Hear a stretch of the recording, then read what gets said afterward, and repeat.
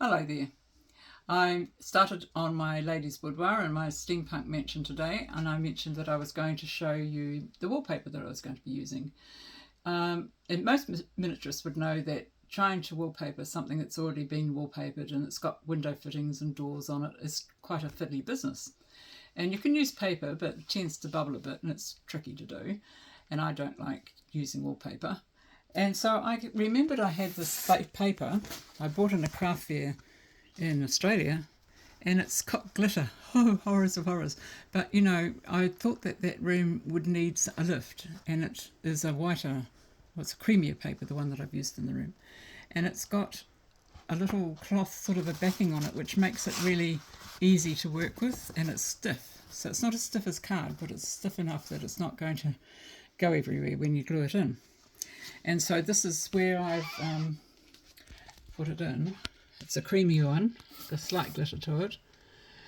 And I have left the pink bit, which was going to be where all my wiring came down and I had a little fireplace, but I've decided not to do that. I've decided to make that a little wash station.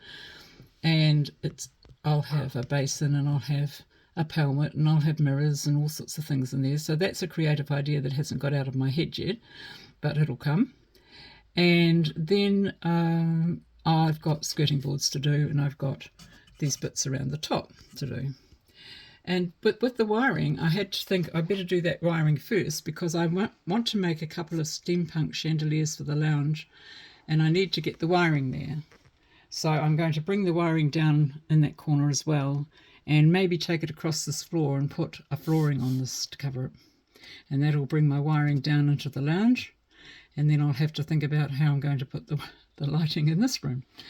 So that is what I've been working on. And then I realised, okay, it's not a perfect job with this wallpaper, but once people see the curtains, I'll be so blown away with the curtains that you won't see the walls. They'll just fade into the background.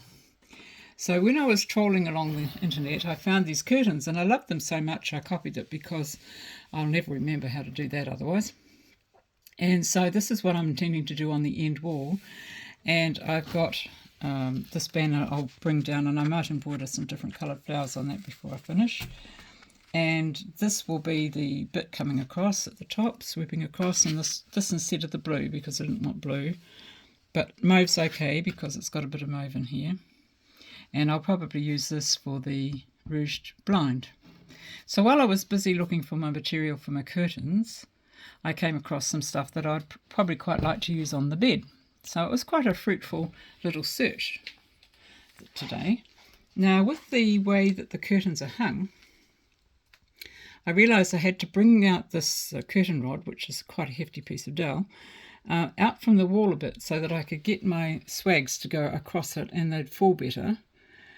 And remembering that I've got a window frame and everything already in place in that room.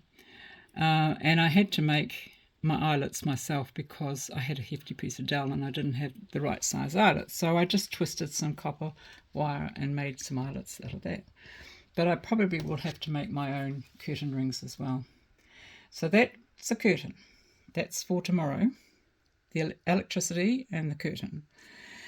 Now, somebody did ask about my hats for my little people that I made out of my mother's blister packs.